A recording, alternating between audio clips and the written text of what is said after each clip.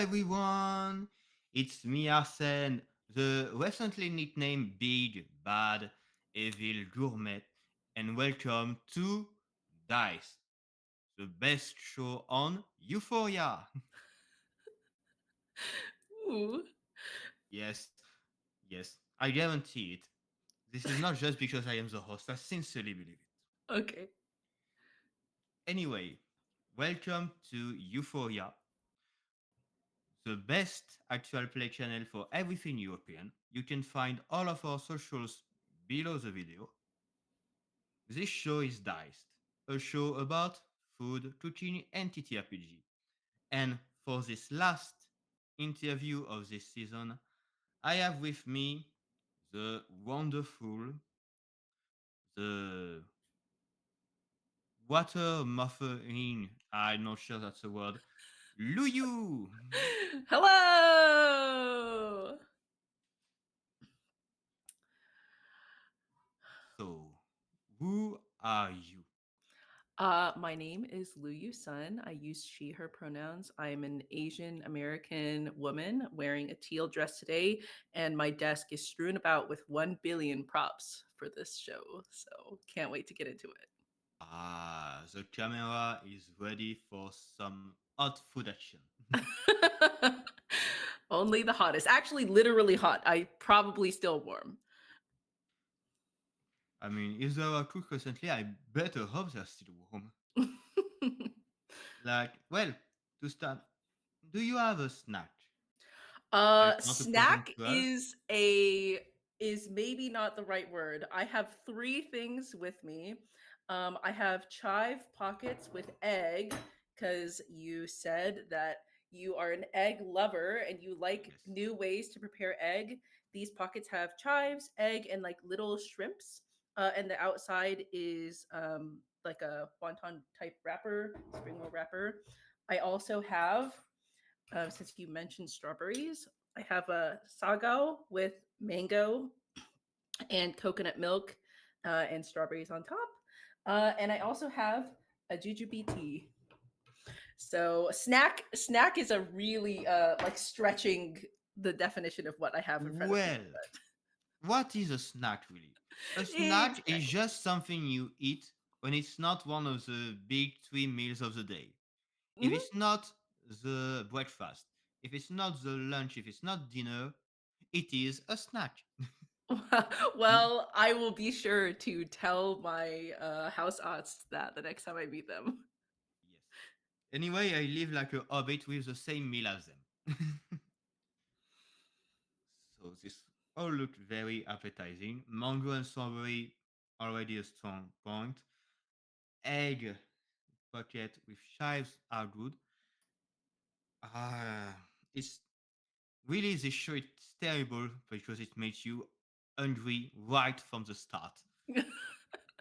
We'll see how much or little I can shovel furiously in my mouth. Probably not very much. Don't force yourself. Like Me at the GM table. Fight amongst yourselves while I furiously shovel chips in my mouth. the only time you can eat. Exactly. So, you, we had a lot of those in this show. You live in Germany, but you're not from Germany. Right. So, another clash of culture. Where are you from originally? So I lived most of my life in Texas in the US, and my folks are from China, primarily Shanghai. So all three cultures or countries are pretty represented in the cooking in my house. Good. Well, we already had a Texan. Hmm. Hi, Jen. What's your favorite fast food My favorite fast food in Texas or in in Germany? Texas? Well, that would be the Texas patty melt from Whataburger. It's literally so bad for you. It's as opposed to a regular burger, it's Texas toast, and in the middle is an absolutely sinful conglomerate of like sautéed onions and like a Oh, smashed patty and cheese, and like it is, you can taste the cholesterol and the like the cells in your body dying. And I love it so much. I miss it. all right. We'll send this clip to Jen and we'll see what they think about that. Exactly. So you came to Germany. When you came to Germany, what was the biggest sort of food shock? Food shock is the biggest difference you were immediately hit in the face with. Okay, so the first one was that the chip flavors are super different. Germans love paprika and they don't have some of the flavors that are I would consider my favorites in the US. The biggest shock, probably saltiness. There's a lot of food. It's very carb heavy, like there's a lot of potatoes and bread. And it's a level of salt that growing up Chinese in a traditional Chinese household, I'm not used to it. So when I get food at a German restaurant, typically, Just a yeah, clarification about mhm, less salt or more salt? it's more salty than I thought. More salty than all Yeah. right. Because you don't usually salt a lot in Chinese cooking. Um, I I think it's less that, and I think that because salt is the primary or like one of the primary flavor carriers, it's more noticeable. Whereas with All Chinese right. cooking, there's like savory stuff and like There aromatics. are other stuff, so you feel it less. Yeah. All right.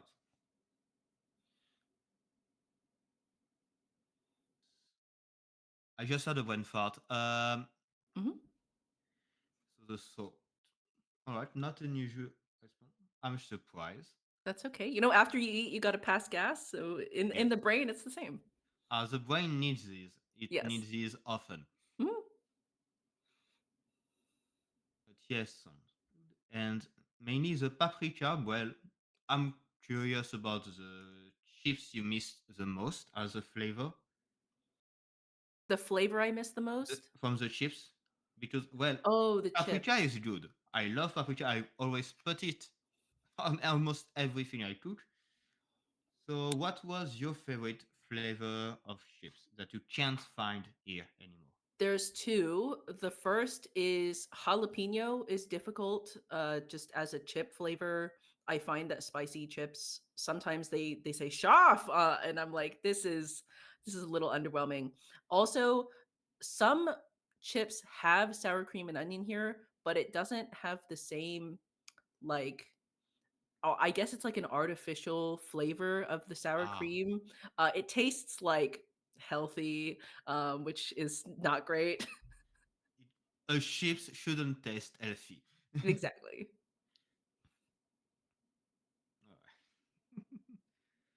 So, there are the two you meet. And apart from chips, what is the food you miss the most? Not just chips, the food that you miss the most when you came to Germany, since you live in Germany. Hmm. Well, I have a pretty clear answer for that, which is I spent a lot of my summers growing up in Louisiana, and like Cajun food is basically non existent here. Mexican food, there's like some semblance of it, but my husband and I have been making Cajun stuff, which some like we can do like gumbo or like jambalaya, but other things are more complicated, and I really miss the flavor profile. It's true that the more American regional things, we don't have a lot of those in Europe. Yeah. We're more just it's American. Hmm. And Louisiana. Jumbo. I heard good thing about Cajun. I have a friend that lives in Louisiana, Yeah. so I should try sometime. If you ever come, I will make gumbo for you with filet as God intended, and hopefully you will enjoy it. I think you would love Louisianian food, honestly. It's great. I'll, I'll put it on a list somewhere of things to try. Sounds good. That sounds growing every day. Uh, so that was what you missed. But since you came here, what was your biggest discovery? Culinarily, that would be doner or doner kebab. I thank God every day for the fact that immigrants came and brought like food that you can find basically anywhere in metropolitan Frankfurt. It's super cheap, and when I eat it, I don't feel like it's so unhealthy that it's horrible. It's Well, versatile. You can make it vegetarian, it's vegan, and it's healthy. I mean, tomato, salad, onions. You already have legumes. You already have the good things in. mhm. So let's put it into the healthy food. No matter how much fat, how much greasy the meat is. Exactly. Yes. It's like it cancels out the girl math. Yes. So It's it's math. healthy. Yes, Yeah. it's healthy. Yeah. I totally agree with this math. Mhm. And yes, it's become more expensive, but I think really when I lived in smaller town, you could not the sort of fast food, should we say, the sort of things you could eat on the go, always a doner right now. It's Mhm. always Mhm. a kebab. Yes. So yeah, it's good. I like it. I We especially like Mhm. how all the chefs actually knew friend. You know what's funny is my husband and I have eaten so much dinner that we have like opinions about local places that do it the best or don't Yes, do it the best. There's a place near my husband's work that is very good, and there's a place near our local mall that also is very good. We go there so often that when they see us again, they they know it. greet us. I'm like, oh gosh, we're going too often. They see you. They just prepare the usual. Yeah, yeah. So well, it's good. It's good. Mhm. And not tomorrow. Right? So the next time I come on, I would. It's been some time since I ate one, so I'm put. When I have the time on one of my lunch break, I'll go to one Okay, great. because, like we said, it's good. Mhm. So that was what you discovered the most doner kebab. Well, that was an interesting question. I didn't expect some of those. I didn't expect the biggest discovery to be doner kebab. Mhm.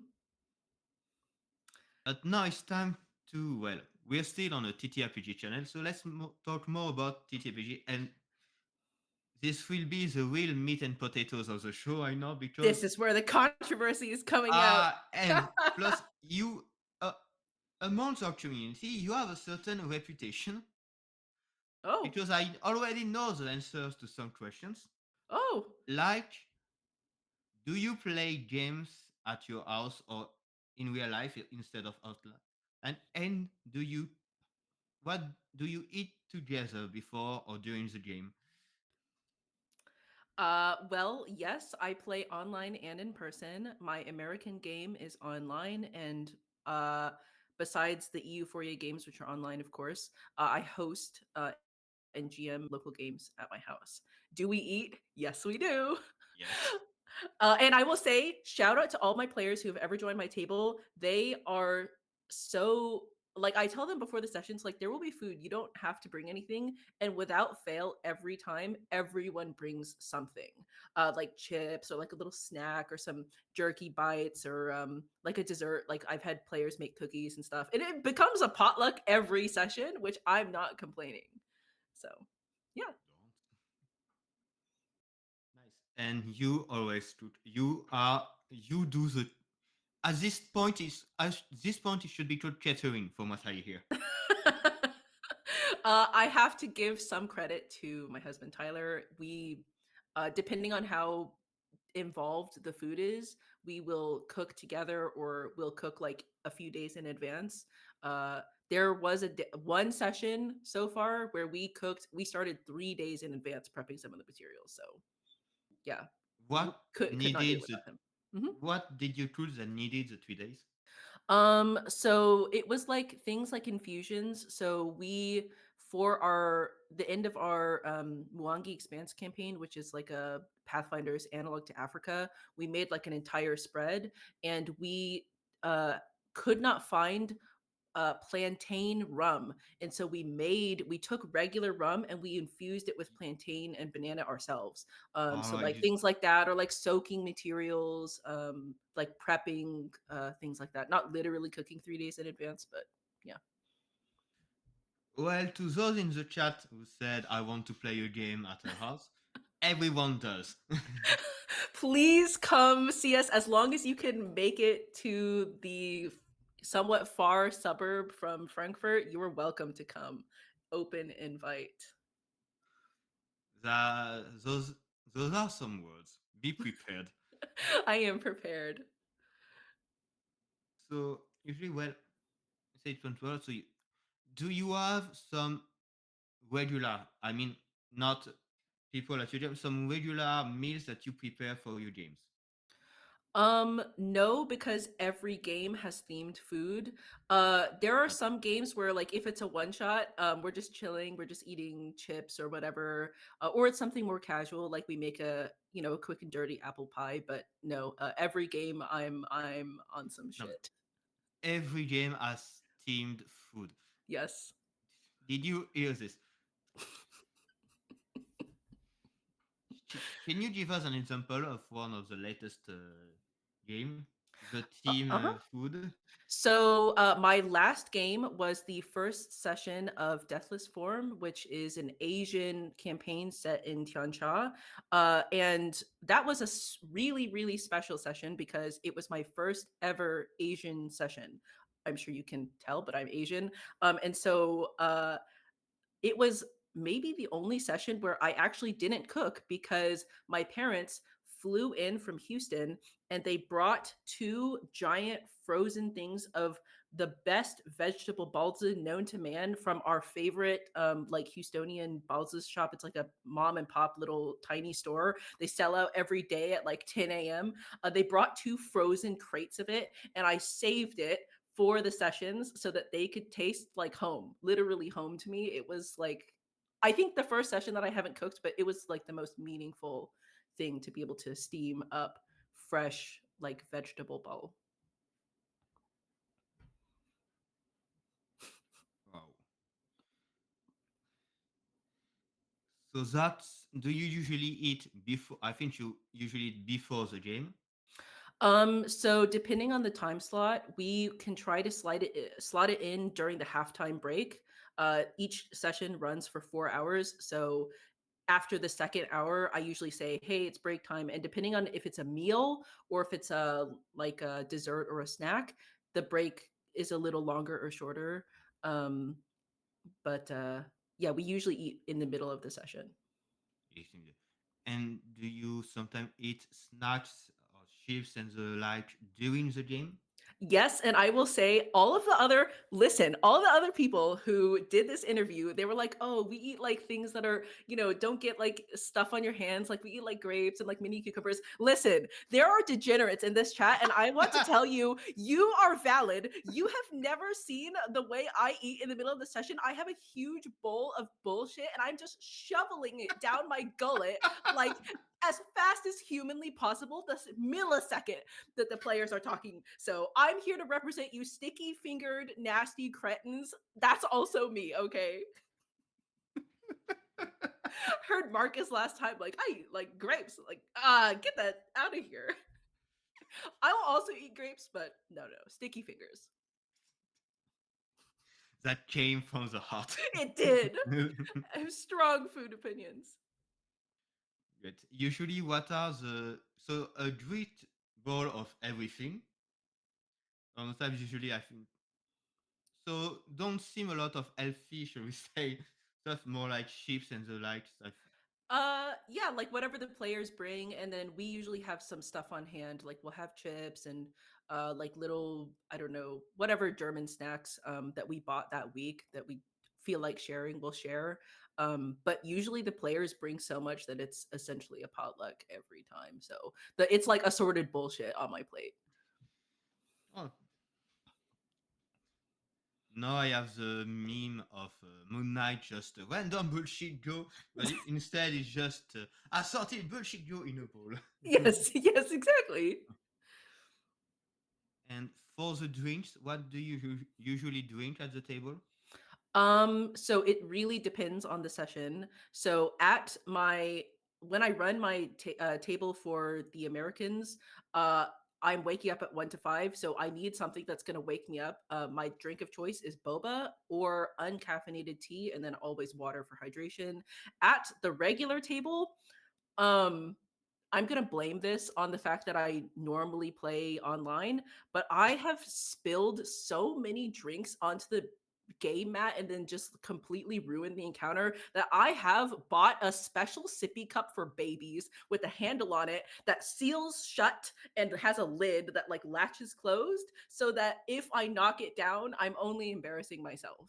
And that always only has water. So, yeah. Well, you made precautions. Yes, That's good. I'm baby You proofing you myself. learned. You Exactly. It only took me 3 times to learn. three times to learn. Can husband in the chat confirm 3 times to learn or more? Oh, yeah, I'm sure he'll confirm. Please confirm. I call it my sippy cup. Take a sippy sippy. Yes, exactly. It was three. He has confirmed. Mhm. So that's James. That's a bit. What's the size of the table for that? For all of Uh, this stuff. it's pretty big. It's our dining table. It seats 6. I just gesticulate wildly, so, like, I'm not gonna blame the table. It's a user error. All right. As long as you admit it. I do, I Too do. many tables have been called guilty incorrectly just to save face. Yeah, no. I gotta hold that L. Good for you. And now that you seem to have a lot of Pathfinder game, do you have meals that you provide to your player characters in taverns inside the game? I What are the do. meals you usually give to the tavern menu? Oh, do you want a short answer or are you willing to let me yap? Um, you can start to yap, but I may need to stop you at one Okay, point. okay. Just violently interrupt me if I yap too hard. The long answer is that I do not have a set tavern menu. In fact, I make special menus for every location that my players go to, and I try to make it reflect the setting. For example, my players recently went to a Druid's Grove. Everything in there was like nature themed, and it was a full vegetarian, mushroom forward menu. And I've also like if my players like go to a bar, they will not ask for like the standard shit. They will not just ask for a beer. They will be like, "What is the specialty cocktail?" and be specific. And so I am on the case. I have the specialty Mm. cocktail in mind. A special shout out to times when food at local taverns or establishments have greatly impacted the game. For example, uh, cinnamon roll alternatives known as maple chugars, or other such local delicacies made of like nuts or plants or whatever is around. I feel like it gives a lot of character to the setting. Well, when your players ask what is a specialty cocktail, it's better to be prepared. It is, and they will ask it every time. Well, now they know, so they are prepared themselves to ask the question. Mhm. But yes, we it's nice to see all the different reactions we had. The world being included, we had the ones that really prepped a menu for each tavern they made. That you should publish all the menu of taverns in a book, Oh, in a little supplement. you're not going to be able to bind it. It's going to be too thick. Well, make multiple volumes. Yes, exactly. And speaking of games, volumes, that makes me think of games. Thinking of my own one of my favorite on this show. You have to do a menu with TTRPGs, which game would be your entree, your starter, which game would be your main dish, and which would be your dessert. Okay. I apologize for the American filth, but I'll just use the terms that I'm more used to. For Use the them. like starter course for the appetizer. So first of all, this is a themed menu, of course. The theme is group world building together as a group. So the starter would definitely be a quiet place. I know absolutely no question because I think that gets the creativity flowing. It's not weighed down overly hard by like an elaborate rule system. I think it's like very beginner friendly for people who aren't like so used to RPGs, but it's great. It's a nice intro course. Um, okay, the next system I think will be interesting. Some people want a very Um, safe. the quiet place. Was it the quiet year? Uh, oh, sorry, the Quiet Year. The Quiet Year. What is the Quiet Place? It's a movie. Oh, okay, okay. The Quiet And Year. I will like to note that every one of our guests said the quiet year as an appetizer. It's so good. It's like it's an amazing, like very accessible game. It's like you can make like physical things. The in jokes that happen like towards the end of the game is amazing. Also, I have the version with like the burlap sack and like the little skull dice. It's great. It's one of my favorite sort of like icebreaker games if someone's new to like RPGs. I haven't found a shop locally that does it. I don't want to pay all the import taxes on this. Ah, I need this game. We will make the game do bench, not bench. We will empty the shelf of Quiet Year. I think with we all the people recommending it. I'll say we paid more for shipping than actually for the game, but it is what it is. It it it is what it is. So I would like to avoid that, but it is what it is for a good game. Hmm. So that was the appetizer. Yes. Next one. For the main course, so I know some people like to just keep it meat and potatoes, like very simple, palate pleasing. We're not doing that here. Instead, the main course will be Wild Sea.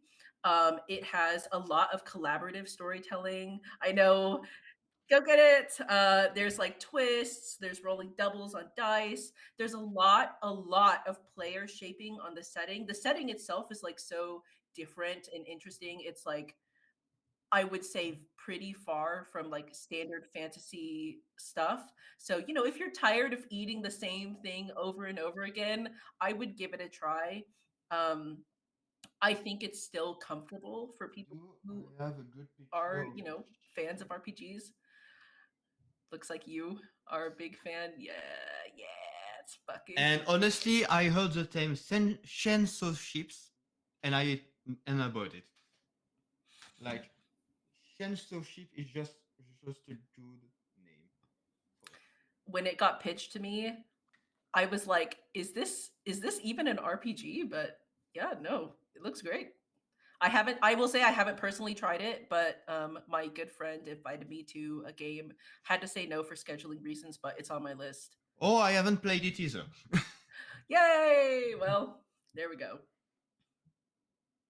Um, yeah. And then for dessert, I I would like something a little sweet, a little cute. I backed Wander Home on Kickstarter when it was coming out. I gotta say, Wander Home. It's like this freaking adorable anthropomorphic animal, like non-combat, like just very sweet system. I also like that there's a lot of group world building together. I think after all three of these games, you're going to be so mentally tapped, but it's going to have been an amazing day. So yeah, just roller No, coaster. Wonder Home is great too. Yeah. Great system, great GM-less game. Hmm. So for the GM, it's a nice little pause. It's a nice little vacation.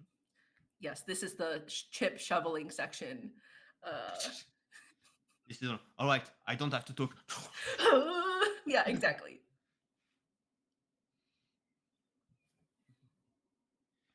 Yes. No, Wonder Home is great. Well, honestly, every game from J Dragon is great. Mm-hmm. I miss the one that was on my local shop and it went sold out before I could buy it. Yes. Uh, but honestly, great. And it does a thing that I really liked for it. They, they put on each year another version of the game, the version with director's commentary. Oh. Basically, J Dragon, so the game designer, and Mm-hmm. the artistic director, the artistic director of the game. It's just a regular PDF, but with notes Mm-hmm. explaining why they did this or the reason and little anecdotes about things. And I really, as someone who makes some little games, as someone who is interested in that, Mm-hmm. I really like when they do little things like that that explain the process. Yes. Well, first of all, don't discount yourself. Second of all, Oh no, it's it's not great. this one. It's just when you do small one-page game mostly, you know that this is there is not. I Yes, still it's a need to real learn. labor of love. Yeah. Yes, but I have a big game in. I Ooh. I have the big project, but I sometimes don't have the time to read it. Oh, I will be eagerly But I awaiting. have my game of anti magical team parts because I love team parts. But yes, Wonder Home, great. And yes, the non-combat is also a great to just have a chill time. Hmm. Like it really is appropriately thematic that the only archetype with a weapon loses when they draw their weapon. Yes. It's a great Soldier. game. It's a great game full of charming little animals. Yes. But to recap, try it here again, Yes. Wild Sea, and then wander home as a dessert. Yes. A nice little menu. And mm, to be honest, which game is the most appetizing to you? Okay. When I got sent the PDF for Mappa Mundi, which we Oh, we streamed, know this game in Furia. I read the entire PDF and it felt like I was eating it. Like it was so, first of all, the art is spectacular, the world building amazing, the like way that the system works, like with the dice, like yummy yummy. It felt like delicious snacks. Like I read the whole thing like in a day, and then I had to suppress the urge to like yap endlessly about it in the Discord, while we were getting the game set up, because I was just like, "Oh, I want to play this game so bad." So probably Mapamundi. So, Mapamundi, if the author is listening, your game is an addictive snack. Yes. You heard it here first. um, you open a restaurant or a food truck with a peculiar concept that I think you are more than prepared for. You mix a game session and and a meal. What is your meal game combo? Okay. So I'll be specific. It's a restaurant, not a food truck. Yes. It's a pretty nice restaurant. You make a reservation either by yourself or with like a select number of like your friends or like your partner, and then if you don't have enough for the concept, you get paired up with other people and they run like a quick session zero. This game is a 10 course tasting menu, for 4 to 5, centered around a 10 candles game. Every time the one candle goes out, the next dish is brought out, and it's snappy. It takes 2 to 3 hours to play the game, 2 to 3 hours to like enjoy the meal, have like some wine pairings, and have it rotate with seasonal produce so that the game and the setting is mixed up. Pretty good idea. Anyone want to take that idea? Feel free. As this, oh my, you were the best person to ask this question for, seeing as you already do team meal for your game session. My brain is so big when I was thinking about this. I was like, ah, I Ah, must yes. plan it. Big brain moment. Big Yes, brain. yes. The only time all the brain cells are functioning at once is I'm thinking about food and TTRPGs. Well, at least there are times where they are functioning. Yes. Yes, it was with 10 candle, 10, 10 candles, 10 meals. Ah, it's justinly good idea. Um, what is the monster or the fantasy plant from a TTRPG that you would the most like to eat or to cook? Before I answer this question, I will say I was rightfully flamed by Marcus the Chindividual earlier this week or last week because I told him I was ridiculing him as a joke that his answer was Displacer Beast. And I told him, don't worry, you are going to razz me so hard when I give my fucking answer.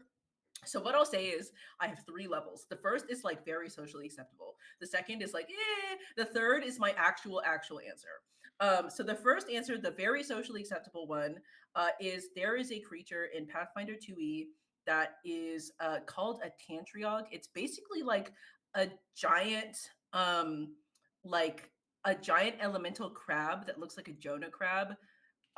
Have no moral qualms about eating it. I think it would taste fucking divine. That's my like fully socially acceptable answer. I mean, Getting it's a a crab. little It's Yes, a crab. exactly. Getting into the question that Ida posed last session, last interview, which was, do sentient plants count? If the answer to that is no, then there is a strawberry leshy familiar that looks fucking fire. I would shove it down my mouth gullet so fast, but I think it's sentient. So like, do Which we game is it care? from? Pathfinder. Also, alright. Yes. All three of these are from Pathfinder. And the Well, third. Mhm. I will say that since it is strawberry, sentient doesn't count. We're hating that anyway. Oh no! I've had players with leshy familiars that will watch this and be like, I'm judging you. Um, Judge me, but it is strawberries, so I will eat that. exactly. And players It is. hold your judgment because I'm about to come out with the actual heat. Um, Well, first, is I will say that mhm. if you want to introduce an antagonist that will want to eat the strawberry lychee, put me in. Yeah. Use my image. You can do Okay. it. Okay, great. And the actually reprehensible, not reprehensible, but like very questionable answer. This again, Marcus, feel free to flame me below. So I was thinking about this, and crabs and strawberries, I know what they taste like in real life. Okay, in a fantasy setting where I can taste anything I want something completely novel. I thought about things like monitors, proteins, Fae, and things like that. It's like a flavor profile that I couldn't get. And I finally decided there is a level 21 astral beast creature called the Ouroboros. It's basically just a snake that's like eating itself forever and it's floating through the fucking astral sea and there's like millions of snakes eating each other. Give me that. I want to eat that. Yes, will I be cursed to potentially consume myself forever and float in the astral sea, always wanting but never truly being satiated, just like a ghoul of hunger? Maybe, but have I ever tasted infinity before? No. That's my actual answer. It's a My terrible actual answer. answer is I want to test infinity. Exactly. This the Ouroboros. I didn't know it was a monster in a game. I know the Hmm. creature. My main problem is it is a snake, Yes. and snake has way too many bones. But I know that snake appear in some. I know that there are alcohol made with snakes. Uh, there are alcohol that contain snakes. I know there are cans of food with snakes. But the Ouroboros, I mean, honestly, taste infinity is some sort of things you said in a fighting game or something like just an attack that just Taste taste infinity. infinity. Yeah. Like, to me, it's not that it's made of snakes. It could be made of giraffes. It could be made The of like infinity thing geese. is the most But yeah, important yeah, thing. I need to eat like an infinite amount of it. Yeah. This sounds like almost a Tartarus or hell of, all Hmm. right, you want to eat, but eat Exactly. non-stop Yeah. till the end of time. Oh yeah, it's absolutely like a cursed thing. I will be crying in like 1,000 years, repenting with my very bones, but I will not be able to retract at that point. But it is what it is. It is what it is. And now, new character in the game. Someone wants to eat the oboes. Yes. And now, will the player stop them or join them? Is the question. Honestly, You weren't expecting that. I was well. First, I didn't know oboes was a monster. Hmm. And I not realize that I didn't. I don't remember a game it was, so I didn't think of that one. And yes, I sort of certainly. This is certainly an answer, but not one I'm judging you for. Good. Like, not the most. I mean, you did a good defense. Honestly, the idea of it's more about infinity is great. I love the way it makes me forget that it's a monster made usually of snakes. It's more the infinity thing. Exactly. It's great. Um, if you had to write a module or a scenario around food, what would you do? And in which system would you prefer to do it? Okay, so I'll say I am pretty resistant to moving systems, and my husband put me onto Pathfinder 2e, so it's got to be Pathfinder. I will say this is not a hypothetical for me. I am literally doing this. I am writing slash going to run this module in the Euphoria community games, and I'm going to call it Wonton Destruction. It's going to be set in Houston, Chinatown, and the entire like strip of restaurants of various East and South Asian places has been magicked alive. And people are going to have to follow their hearts and their noses to find the reason why. I have been big brain thinking about this for like 2 weeks. Shout out to Afa, who I am going to recruit into this game at some point in time, I hope. And yeah. No, on one side, I want to know more. Hmm. On the other, I don't want to put spoilers up there for the future players. Fair enough. I will, on the other hand, talk about you don't like changing system. Me, well, if all the games weren't an indication, Hmm. I like changing system to fit my needs. Do you have a suggestion? I'm willing to hear. So for this one, can you? So it's I don't know the exactly, but this is more set in current times. Yes. So I think depending on the the thing when you don't know the big monster or the big reason why. For this, I think well, if you want to go more, not really horror, but more dark with Hmm. it, Sigil and Shadows is my usual go-to for the sort of general ideas for urban fantasy. Hmm. And if we want to be more on the sort of weird side of it, Triangle Agency. Oh, good to know. It'll definitely be a silly themed game, so yeah, good to know. Yeah, for this one, well, in Triangle Agency may look silly, but it isn't when you read it. Hmm. But depending on the reason, it should be nice for this one. Mm. And it already has a scenario about food, about pizza. And let me tell you, it's a great game for some of us in Euphoria because you gain commendation when you make puns about pizza. Oh, I can hear the puns already from Ah, Doc and Marcus. but Yes. you can only do three of those. Oh. Any more gives you demerits. Ah, you have to use puns carefully. Use one carefully. This is, and to reassure people, this is not Triangle Agency that does this. This is this particular scenario that does it. Hmm. But yes, some will have trouble with this to contain themselves and not make some. No Or they will games. just gleefully gain demerits Yes. anyway. No games with the wordplay. Got it. No, but yes, for more urban fantasy, and yes, these are my biggest two games for this sort of for the idea of this idea of restaurant missing in Mhm, a modern time. mhm. Um, so that was the one you do.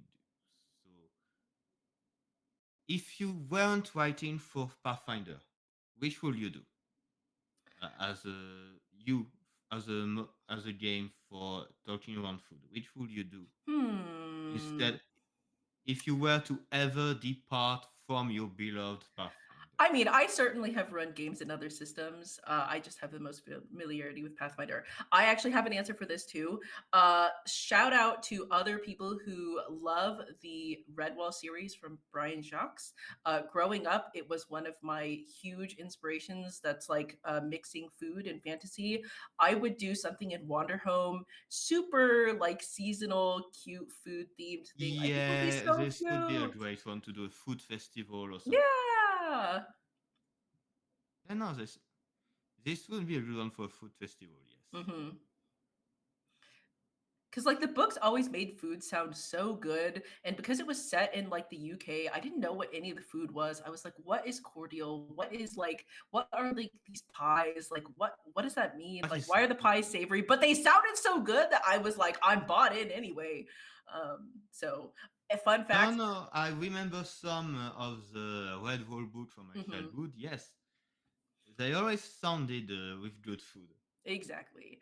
I will say I didn't know that like the food was real, like referencing real things until I was an adult, and I was like, "Oh, it's real. That's great. That means I can try it."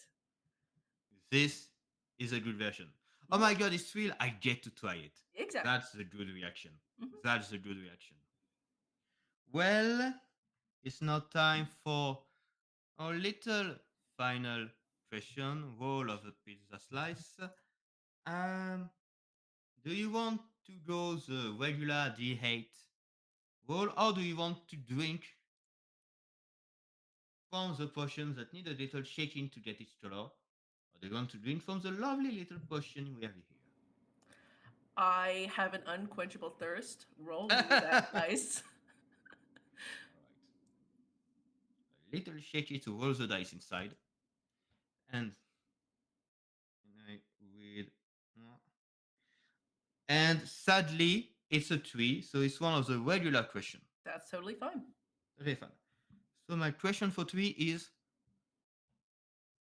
what is your little or big tip for cooking?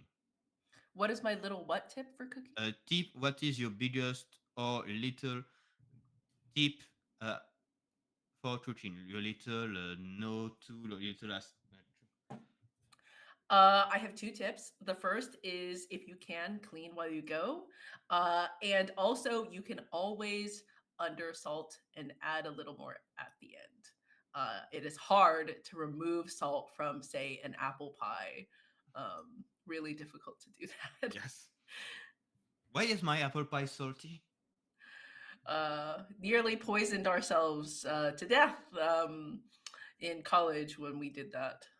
My husband and I. No. Well, I apple pie with salt. Mm. And I don't recommend it. Oh, no, I can understand why you don't. This sounds like an experience. Hmm. And cooking on the washing on the go is really something I shall do more, especially when I don't have a dishwasher. So I don't want to look at the pile there. That's fair. My But husband is like you. yes, but it adds flavor.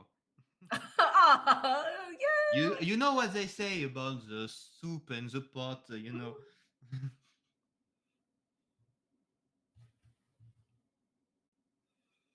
But yes, so that my for me my biggest cooking tip is get, even if they may be a little spicy, right?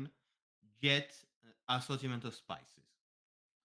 Get multiple spices because there is nothing for me. There is nothing worse than the monotony of eating the same thing every day because you don't have the choice, Mm-hmm. because you are limited in your option.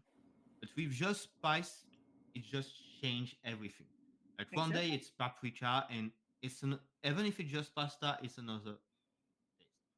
You make a cumin, you make a little homemade curry, you made everything you want, coriander and all, and suddenly everything changes. Yep. So for me, that's my biggest tip. Go with the spice, taste while you cook, Mm-hmm. and same rules as the salt. Better to underspice than to spice too much. Adjust as you go on, but well, with cooking, it's always easier to add up than to remove. Exactly. And don't hesitate to make some unusual, maybe of or you don't usually do a combination like, well, fruits and meat are great. I don't know why, but sweet and meat is a good combination. Be it Facts. honey, be it maple syrup, be it taste, taste thing, try something. Well, my dear Luyou, it was great to have you here. There are certainly some opinions. I think we should contact, well, Jen to see what she thinks about your Mm-hmm. Texan fast food chain. Mm-hmm. And mostly Marcus for your choice of our boss. I can wait to see how we respond to that one. I'm so sorry for ragging you. I did it Ah, knowing that I was gonna show my whole ass like a few weeks later.